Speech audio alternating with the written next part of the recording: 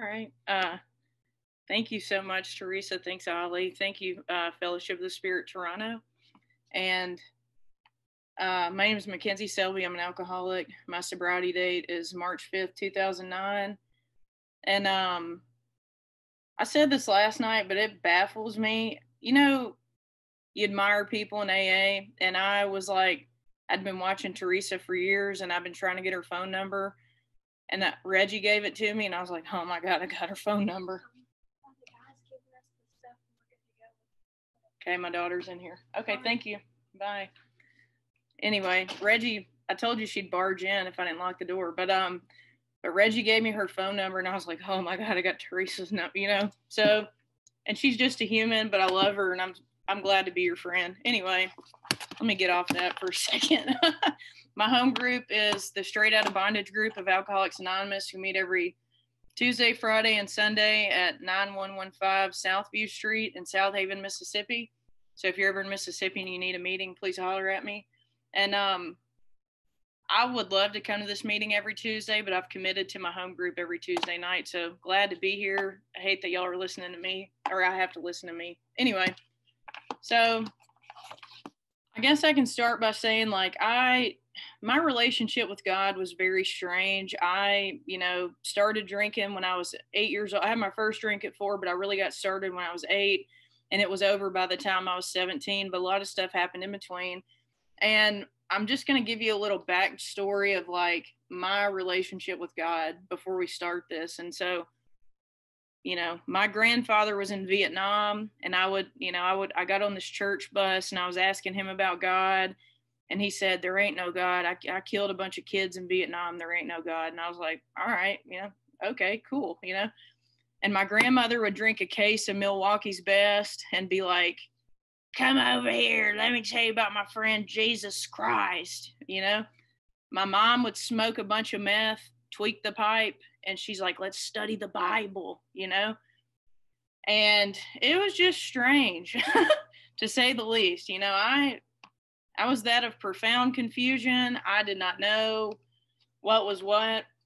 And in rehab, I went to rehab for 11 months, and they told me to pray to a smiley face on a piece of paper. And I was just like, this is bullshit, whatever. I'm just going to do what I got to do to get out of here.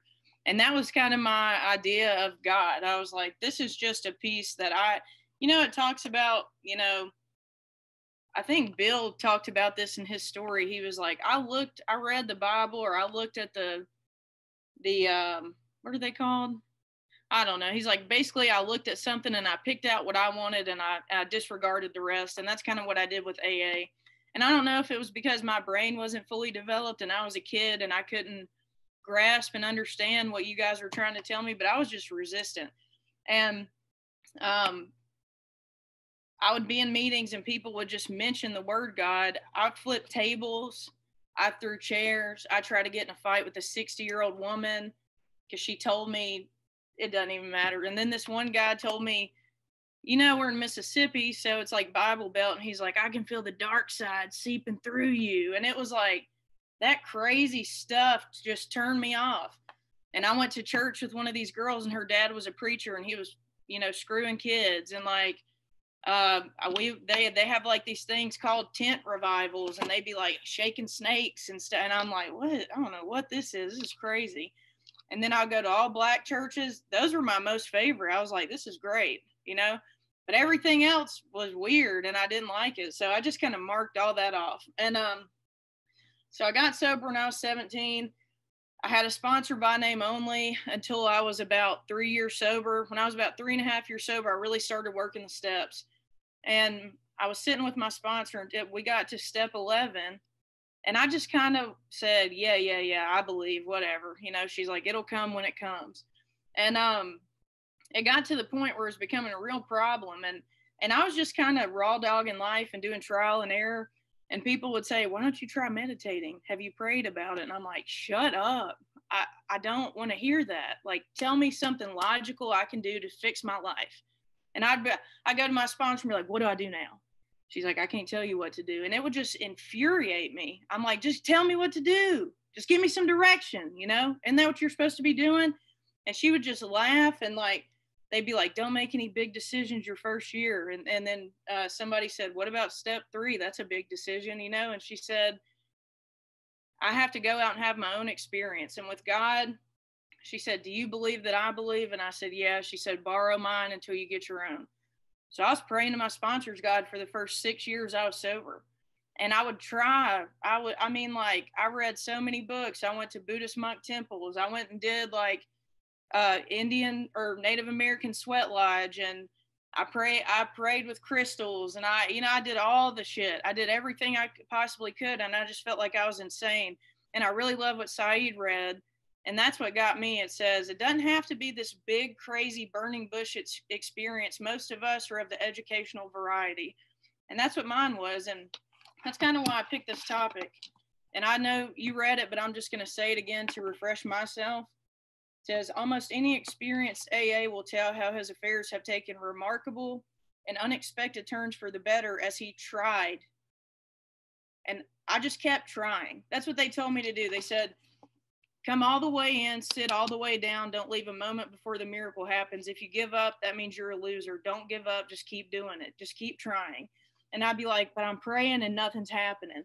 And I don't feel anything. And dude, they railed me for that too. Like, my sponsor would say, just sit for 5 minutes in the morning. And I'm like, I'm neurotic. I couldn't, and I was unmedicated for 10 years. So I'd sit down and be like, and I could not do it. It was very difficult for me. Some people come in, and I would love to come in here and say, like, I do 2-way prayer every day. I heard that guy. He said he does 2-way prayer. I sat down and did 2-way prayer for 2 days, and I was like, I can't do this every morning. This is way too much. Way too much. I hope I can get there one day. But like, I was comparing myself to all these people and what they were doing. And I was trying to recreate their experience instead of going out and having my own. And I was basically thinking myself out of meditation, if that makes any sense at all. I was making it so difficult, and it's very simple. And so what happened for me was I was about 6 years sober, and I prayed I didn't believe it. I just did it because my sponsor said, because they said faith without works is dead. If you want to be sober, you need to walk like you want to be sober. So I just did it, and I was terrified to ever go back out again. So I just did everything she told me to. So I was praying every day. I didn't listen to a radio for 2 years in my car because that was quiet time with God. Really, it was just my head going nuts. And I was sitting in a meeting one day, and it just hit me. They do these weird, this is strange. They do these weird things in Mississippi. It's called a big 3. And this is how far I was like, I'll do anything. I got to find this. I got to find, this connection. So they do these big 3 meetings. It's the big book, the 12 and 12 in the Bible. And I went in there, and it was some crazy shit being talked about. But they did say this one thing that got me. It said, and I don't know why this is the thing. And that's another, I never know in what form it's going to come in or who it's going to come from. I don't know. I just got to be there. And somebody told me, this is step 11, but they told me it was step 6 is like, I just have to create the space for God to do the work. You know what I mean? Whether I believe or I don't believe. So me getting up every morning and reading these books, I'm creating the space for God to come into me and do the work, whether I believe it or not. And so I'm sitting at this meeting. I'm trying to create the space. I'm being open, the essential things. I'm being open-minded, and I'm willing to go to this fucked up, weird meeting, whatever. So they said something about the salt and the light. And the dude explained it to me that a salt was a preservative and a light is meant to shed light on things that are in the dark. And we're supposed to preserve and shed light on the message of Alcoholics Anonymous. And I don't know, that doesn't even make sense. But when he said that, it was like, I felt it. I was like, oh my God, I need God, and it just, that was just my thing. And I was sold after that. And then for 3 years, I was feeling like every day, oh my God, I'm tapped. I'm tapped in. I'm plugged into the power, like for 3 years. And then one day I woke up and that feeling was just gone. And I was like, what is wrong? What happened, And somebody told me, doesn't matter what you think, doesn't matter what you feel. They didn't say it that nicely. They said, F what you think and F what you feel. Do what you know is right. They said, what have you been doing for the past 3 years? Waking up, reading, praying, keep doing that. And I was like, but it don't feel good anymore. Anyway, so I'm all over the place, sorry. But I guess where this piece comes in for me is I had that experience, and it was like a frothy emotional experience because it felt so good, and I'd never experienced that before. When it was gone in my brain, God, this entity has left me. It doesn't care about me anymore. And once again, somebody's failed me, and I don't trust anybody. And so and I'm kind of like Teresa. For the last however many years I've been sober, it's been like one thing after the other, back to back to back, terrible shit happening. And how much time do we got? Because I'm about to tell you. So my grandfather that raised me, he got caught. He was trying to rape my niece. The dude that raised me since I was a child protected me. It crushed me, and he admitted it to me. That shattered me. And then a year later, he died. And I had to take my daughter to a gynecologist and a psychologist. And a dude I was messing around with gave me herpes. He never told me he had it. He gave me herpes. That crushed me. And then after that, I was with a guy for 5 years, betrayed me, beat my ass sober, verbally, emotionally, mentally abused me. And I was just like a shell of a human. I failed nursing school twice. I realized I had a resentment against my 8-year-old child. I lost the best job I ever had. I got a better job. And anyway, all this stuff kept happening. And my experience up until this point, I came in here full of resentment and anger and self-pity, and I hated myself and I hated everybody around me. And when my sponsor sat me down to do the 5th step, I got molested when I was 8 years old, and on the 4th column, my part, I left it blank. I was like, I didn't do anything. I was a child. And she, nicely told me, she said, did you use that as an excuse for all your bad behavior after that point? Did you ever seek help for it when you were old enough to? Did you use that as a reason to drink and to mistreat people and da-da-da-da? And I was like, yeah. So I had a part in it. And then she read me that piece in the book that said, the greatest thing we have to offer is our personal experience. With it, we can avert death and misery for countless others only if we put the past into good account. So she said, this God you hadn't been believing in or trusting has big plans for you. And I was like, this woman's nuts. Have you heard anything I said, And I started, I need physical evidence that I can see with my eyes. And number one, you guys were the physical evidence for me before I could ever see it myself. There was a guy, and I hope I stay on track, but there was a guy, my most favorite old timer that passed away. I really appreciate y'all and Never Too Early book study, because all my old timers that died have been replaced with these new people in my life. I wasn't even looking for you. You just showed up, and I deeply appreciate that. But anyway, my old timer that passed away, the first time I ever knew, wow, this is going to work for me. I know in my guts it's going to work. He stood up and he told his story, and he told about how he got gang raped in prison. He was sober. He was driving this old truck with a hole in the floorboard. His son fell through the hole when he was driving. He ran over him and killed him when he was sober. You know what I'm saying? And he just got up there and said it, and he owned it. And I'm looking around like, did y'all hear this shit? And he just kept going. And I was like, how do you have that kind of freedom and strength? And my friend Ann, her son got killed in a motorcycle wreck. She was in a meeting that night. My friend Heather's son, he was 3 years old. He had leukemia, died from cancer. She was in a meeting that night. A guy, I don't even know who this guy was. My first home group, we had an 8 a.m. meeting. I came, there was a speaker. And the speaker got up and he said he worked at the railroad. He got off work, went home, and he was coming because he committed to speak at this meeting. And when he got home, his house was burnt down. His wife had strangled both of their children and shot herself. And he was at a meeting that morning telling his story because he committed to doing it. And I was like, I had some good fucking examples, man. I had some tangible evidence that this worked. I just didn't have it in my own life at this point. So you guys gave me enough courage to say if they can do that, I can do anything. You know what I mean? Like, this is definitely going to work for me. I'm the bottom of the barrel right with them, and they love themselves and they're happy. Like, why can't I be too? And so when my sponsor sat me down and we did that 5th step, and she told me that thing, only if you put the past to good account. So I got so serious about doing the work, and I started seeing, like, I got raped and molested because there's other little raped and molested girls that are coming to AA that they've never said it to. They told me. I started being so open and honest about my whole life, and I started seeing, like, all this stuff that I thought was a detriment is actually the best thing I've got to give to anybody. That's why I'm sitting here talking to y'all. It's not because I'm funny, you know?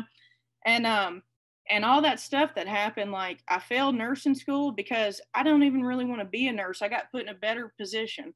That boyfriend, the dude that gave me herpes, that changed my sexual behavior, and it forced me to take a deep dive into the work, you know, and be there with my child and deal with because, like, sex is an outlet too, you know?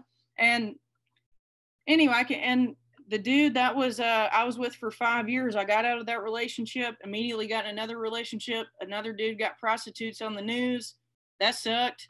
And it forced me to go to therapy, you know? So all this bad stuff happened. It turned out, and my initial, and what I continue to look at, and even before this meeting, I was telling them, Teresa, I was like, oh, I sucked last night, and I felt weird, and I didn't sound right, and I didn't explain it like you did, and you talked about the physical manifestation, and I didn't say that. You know what I'm saying? I was like, oh, I just said so much.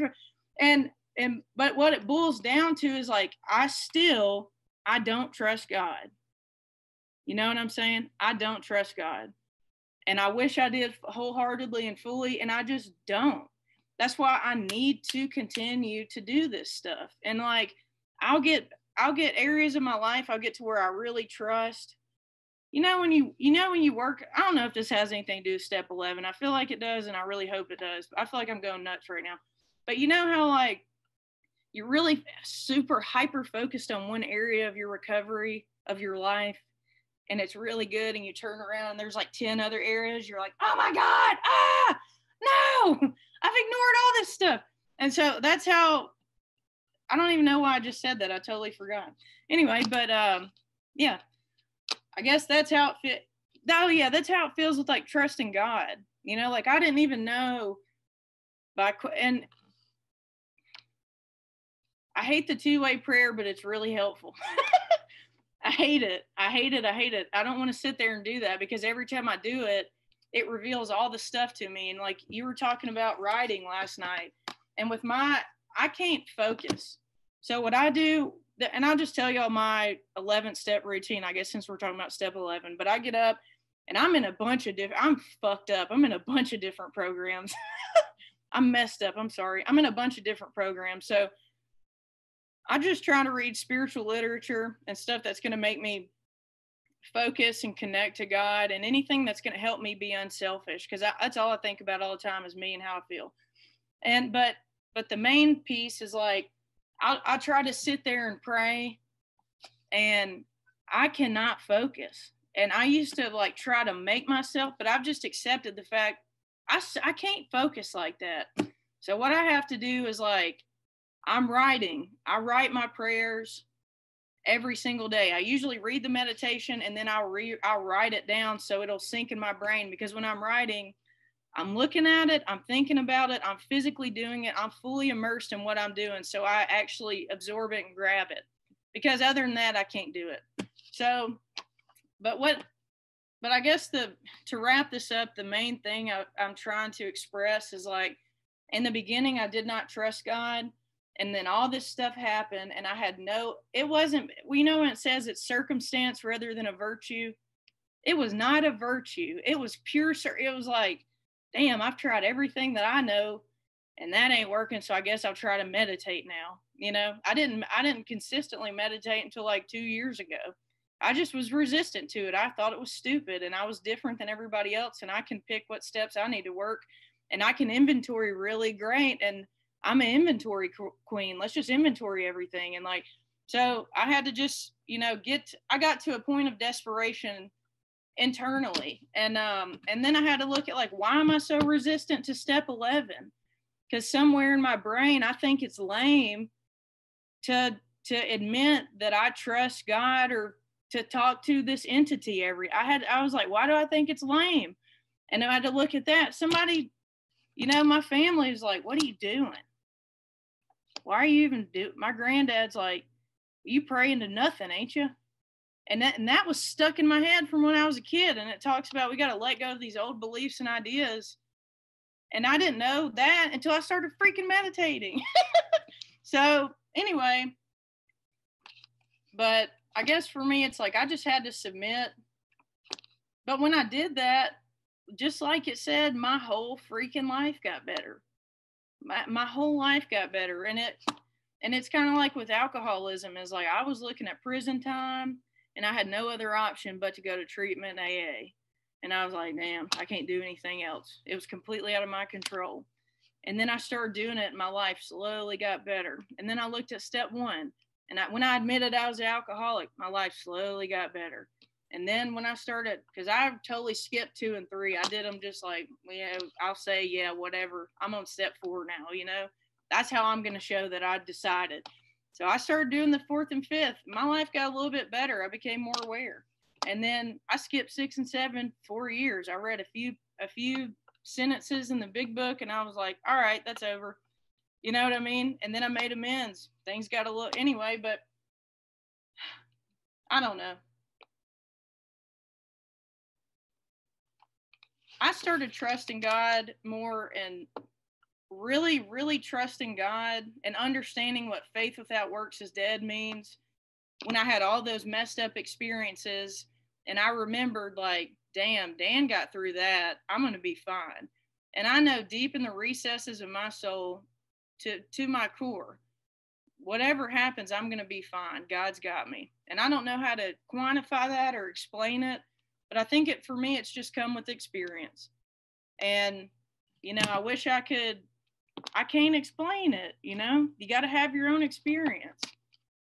I hate it when people say that. I'm like, tell me how you got that. I just kept living. You know what I mean? Anyway, I feel like I'm just talking out of my rear right now. So that is about all I have. I hope that was close to being on step 11. So thanks for asking me to come out, and I appreciate it.